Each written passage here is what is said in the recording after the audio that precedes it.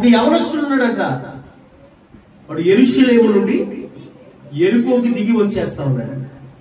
యెరికో అంటే శపితమైన ప్రదేశం. యెరూషలేము దేవుని ఇల్లు.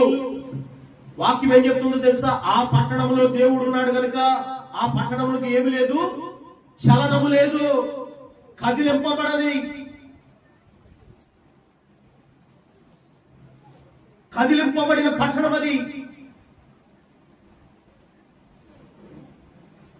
రెండు చేతులు జోడించి మనం చేస్తా ఉన్నాం, యెరూషలేమును విడిచిపెట్టి వెళ్ళొద్దు. సేవకి వచ్చేవారు కూడా మనం చేస్తా ఉన్నాం. పరిశుద్ధాత్మను పొందుకునేటంత వరకు యెరూషలేమును విడిచిపెట్టి బూదిగాంతాలకి వెళ్ళకూడదు.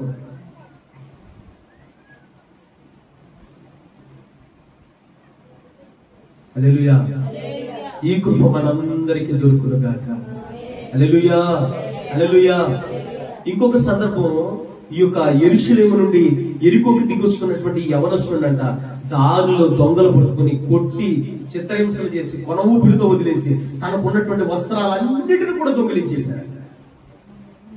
యెరూషలేములో ఉంటే ఆ పరిస్థితి ఉంటుందా? చెప్పండి, ఉంటుందండి? బెత్లెహేములోనే ఉంటే నయోమి పరిస్థితి అలా ఉంటుందా?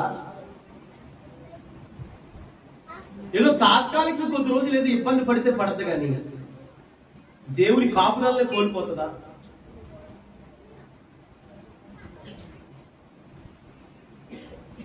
యెరూషలేమును విడవకుండా ఉండము గాక. యెరూషలేమును ప్రేమించుదురు గాక. దేవుని సన్నిధిని ప్రేమించుదురు గాక. దేవాలయమును ప్రేమించుదురు గాక. సంఘమును ప్రేమించుదురు గాక. ఈ మనసులు మీకు ఎప్పుడెప్పుడైతే వస్తాయో అప్పుడు మీ జీవితాలు బాగుపడతాయి.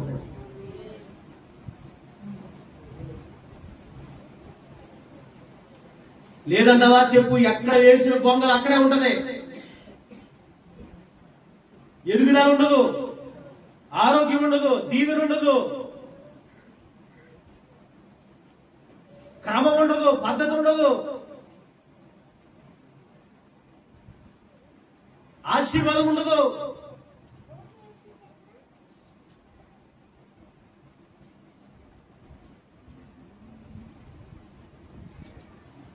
దేవుని ఇంటిలోనే దేవాలయంలోనే చిరకాలం నేను నివసిస్తాను అన్న దావీదు మనకి మాదిరి కదా.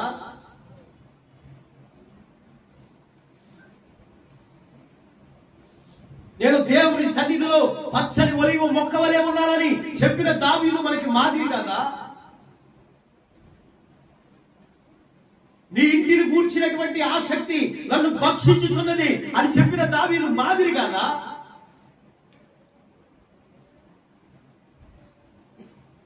దేవుని సన్నిధి విడిచి తిరగడానికి నీకు ఎవడు మాదిరి? బుద్ధి లేని కన్యకలా? తిరగలి విసురుతూ విడవబడిన వారా?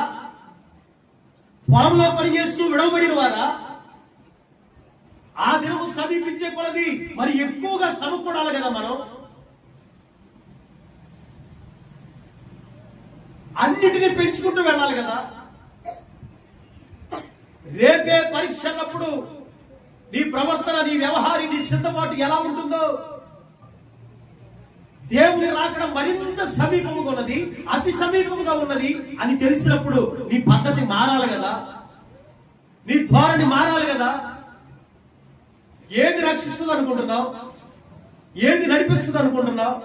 ఏది కాపాడుతుంది అనుకుంటున్నావు? దేవుని వాక్యం చెప్తుంది, అక్కర దినమున నీ ఆస్తి నీకు, ఆపద దినమున నీ ఆస్తి నీకు అక్కడక రాదు.